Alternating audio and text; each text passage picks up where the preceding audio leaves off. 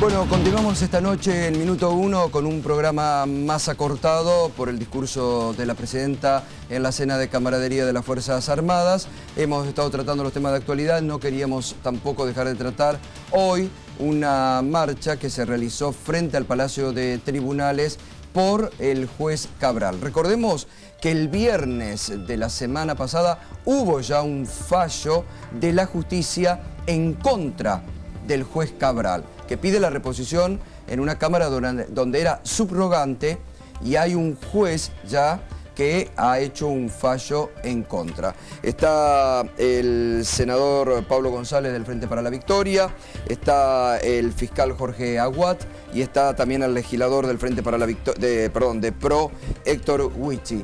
De alguna forma, Héctor, ¿ustedes desconocen el fallo de la justicia?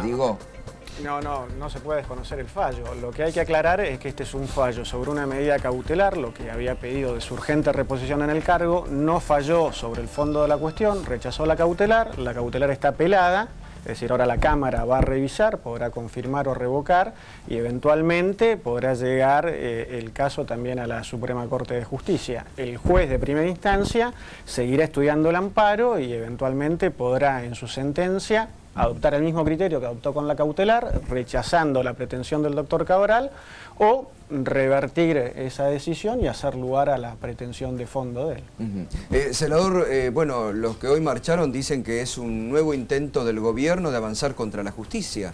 No, yo creo que ha sido una marcha absurda e innecesaria.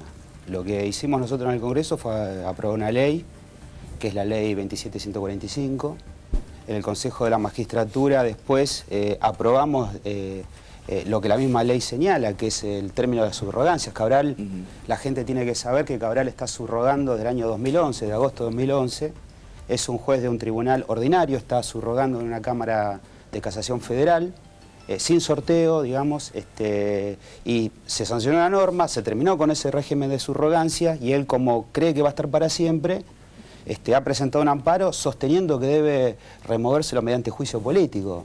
Una cosa que es descabellada, que después es utilizada políticamente por ciertos actores que operan en línea con él, Correcondo, etcétera, entre los cuales lamentablemente están los diputados nacionales del PRO, que nos denunciaron penalmente a los consejeros de magistratura por emitir un voto, una profunda... Y bueno, y la diputada nacional Elisa Carrió, en un acto absolutamente antidemocrático y poco republicano, es decir, denunciar a alguien porque opina diferente.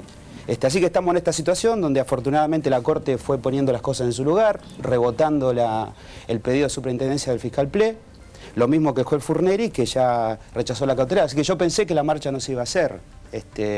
Las consignas son mentirosas, digamos, pero bueno, estamos en democracia afortunadamente, y bueno, la gente puede ¿Fue una evaluar. Marcha del PRO, como dijeron muchos? ¿Fue una marcha partidista, partidaria? No, fue una marcha donde convocó la Asociación de Magistrados, la Federación Argentina de Colegios de Abogados, adhirieron innumerables cantidades de asociaciones vinculadas al quehacer de la profesión y de la justicia, y diversos partidos de oposición, entre ellos el PRO, invitaron a la ciudadanía a que se sume, pero no hubo ni globos amarillos, ni pancartas del PRO, ni cosas por el estilo. Y la marcha es necesaria porque, más allá del caso Cabral, es lo que está siempre. Cabral en todo caso será el árbol del bosque, pero acá hay un problema que es que necesitamos tener una justicia independiente, y el kirchnerismo desde el año 2006 se viene empecinando en tener una justicia adicta al poder político.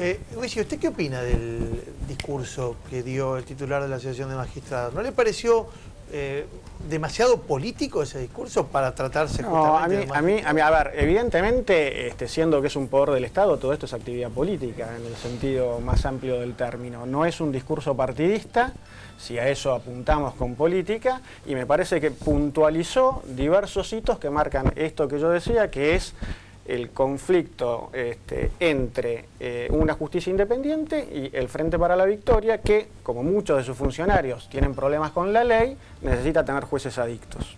¿Buscan jueces adictos, senador? No, buscamos que se aprueben las ternas que están en el Consejo de la Magistratura, que los legisladores de la oposición, más los consejeros que votan en contra, las aprueben. El otro día podríamos haber votado 5 ternas.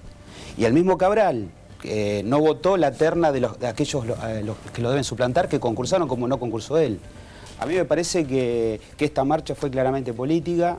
Si la convocaron innumerables organizaciones, como dice el diputado, cada uno habrá mandado un representante, porque la verdad que yo no veo que haya tenido absolutamente ningún eco, porque la gente se está empezando a dar cuenta que hay jueces que hacen una utilización política de su fuero. Es decir, acá hubo un fallo y se hace una marcha reclamándole a los mismos jueces que metieron un fallo que justicia, digamos, ¿no? Fiscal Aguad, bueno, usted fue uno de los primeros denunciantes de la situación irregular del juez Cabral. ¿Cómo vio la marcha de hoy? ¿Cómo vio esta reacción de Recondo, de Cabral mismo, no? Sí, yo creo que básicamente era una marcha de fuerte contenido político partidario, y voy a explicar brevemente. Cuando uno habla de la independencia judicial y pone en la otra punta de la antinomia al partido gobernante o al partido opositor o al gobierno, está marcando claramente el eje de la discusión, y ahí no se puede de ningún modo, el centro de gravedad de la discusión es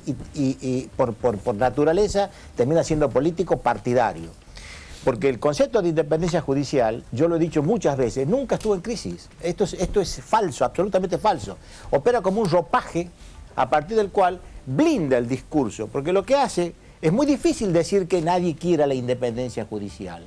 Entonces la independencia judicial es un buen ropaje, es el modo indirecto de darle un matiz, un barniz al mi objetivo, que es espurio, escondido detrás del concepto de independencia judicial. Y voy a decir por qué nunca estuvo en crisis.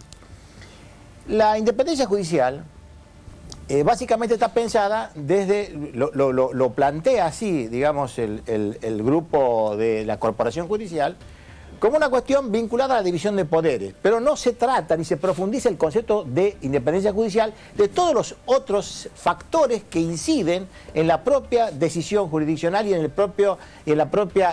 el espíritu del juzgador y de los intereses del juzgador. Lo que quiero señalar con esto es que esa idea de independencia judicial termina siendo una cuestión mentirosa solamente porque lo que buscan es darle un matiz que no lo tiene. Y hay algo que es fundamental. ¿De qué modo puede uno garantizar la independencia judicial? Pensemos cómo la instrumentamos. Salgamos de la parte de la afirmación dogmática de independencia judicial. Un juez tiene, por naturaleza, por la toga misma, tiene el poder de decidir.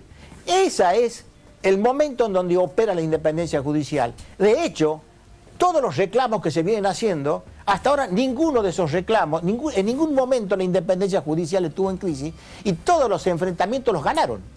Es decir, el Poder Judicial en realidad viene triunfante en todo esto en nombre de esa independencia judicial. La imagen de la justicia, cuando uno ve la espada en la mano, la espada es precisamente eso, para defender para usted esa no hay un independencia. hecho irregular en esta situación de Cabral. Eso por un lado. Lo que quiero señalar es que desde el punto de vista de lo que significó la marcha tiene claramente un contenido político. Y por otro lado, el caso Cabral puntualmente, fíjense, a él lo pone la corporación y hoy sale a reclamar la defensa de la propia corporación. La corporación lo puso, yo lo dije en su momento, lo puso de un modo irregular e ilegal. La familia judicial. A él lo pone la corporación a propuesta de un juez, Madueño, que ya no está en la Cámara de Casación, en contra de lo que dispone la ley. Luego, cuando yo impugno, la propia Cámara de Casación, yo llegué hasta la Corte dijo es facultad de la Cámara de Casación. Ahora que el Consejo de la Magistratura, de un modo legal, irregular, resuelve sanear una situación irregular e ilegal, ahora parece como, se invierten los términos, es ilegal lo que hace el Consejo de la Magistratura y pareciera como que fue legal aquello. O sea, fíjese cómo opera, hay como un lenguaje, un discurso que legitima de algún modo por una cuestión de poder. Claro. O sea, hay un autor que habla del lenguaje adámico, hay un lenguaje que lo define la justicia y le pone el nombre a las cosas. Este es el problema central. Aquí hay un problema que tiene que ver de qué modo actúa la corporación judicial, cuánto maneja el escenario judicial. Es increíble, la gente no lo entiende. ¿Cómo va a ser el juez a pedir justicia? ¿Cómo va a ir el juez a la plaza cuando él está en el palacio? Hay una contradicción entre el Palacio de Justicia y la plaza. 30 segundos, por favor, que tenemos que cerrar. No, yo creo que está claro y hay episodios, me remito por ejemplo al caso del vicepresidente. Que ahora, la Corte también avaló este hecho, digamos, también. Porque la Corte salió avalando al Consejo de la Magistratura, digo. No, la Corte rechazó una presentación del fiscal Ple que le dice esta no es la vía para discutir este asunto, sin perjuicio de que cuando llegue por la vía correspondiente opinaremos sobre el caso. Y la Corte en eso estuvo correcto, no hay nada que decir, técnicamente es impecable.